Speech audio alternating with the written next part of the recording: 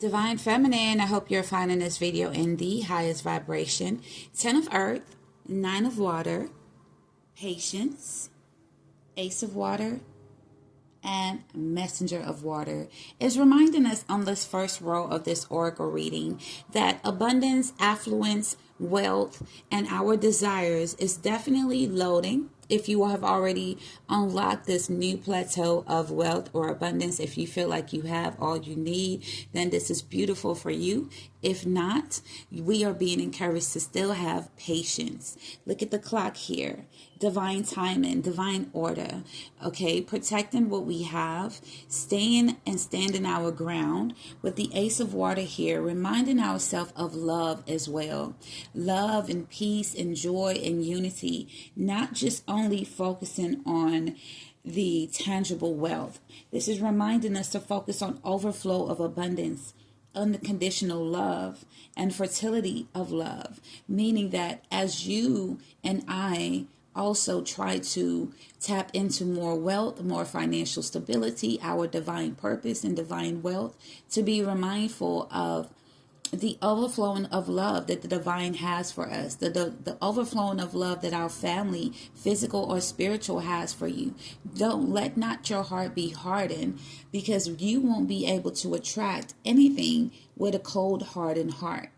Okay, Messenger of Water is someone who attracts, who sees the beauty in other things versus just the typical, tangible, abundant, and affluence. This is reminding ourselves that there's other things, there's other virtues than just the paper dollar. Yes, I know we have things to pay, but remind, isn't this too shall pass? It's not telling you to forget about your goals. It's reminding you to tap into your hierophant energy, which is about spiritual practices, alignments, using the resources that you have, reminding yourself of your spiritual purpose, mission, contract, your commitments, so that we can step into this full power. This Three of Fire in this deck definitely talks about confidence, stepping out into who we're called to be, our divine purpose, feeling very sure about it, expansion of opportunities, the fullness of creativity and achievement. Yes. So as we definitely practice our spiritual practices, meditation, grounding, yoga, crystal magic, whatever is comfortable for you, this will help push us forward into our spiritual authority.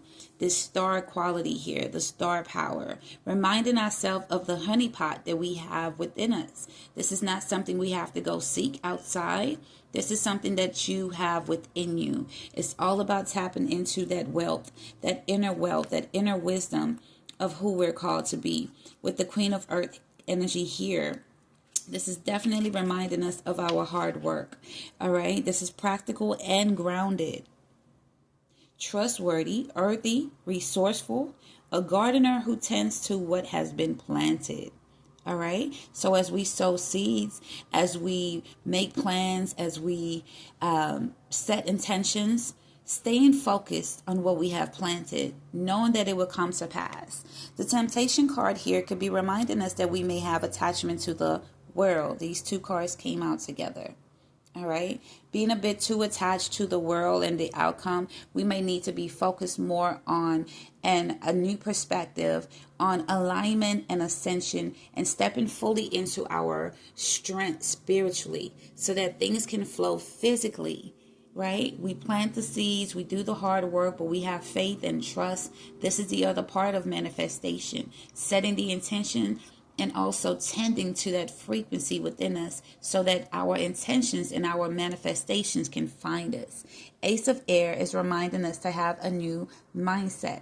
This talks about destiny, fate, trusting that it's going to work out. This card actually came before this card. I had made a previous video, but because of how my stomach was showing in the card, I decided to change the view around. But Six of Water is here. This is about grief about the past. This could be grief about a loved one, a relationship, or grief about how you made money in the past. We all been there. We all understand. Sometimes you miss the old days. But this is reminding us that synchronicity and fate and karma is still at play, and you will have your just due. Change the frequency from worrying.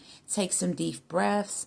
do some grounding work, do some chakra magic, definitely work on the chakras, meditate, heal your nervous system, clear the negative thinking with the 9 of air here, versus us focusing on the problems, the opposition.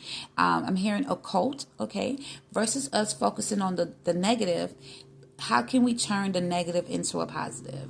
How can we see the angels that is surrounding us versus the opposition and the challenges that's surrounding us? How can we be grateful and trust that we are being supported? So I hope you enjoyed this oracle message. Keep that crown on your head. You are beautiful. You are enough. You are unique. Bye.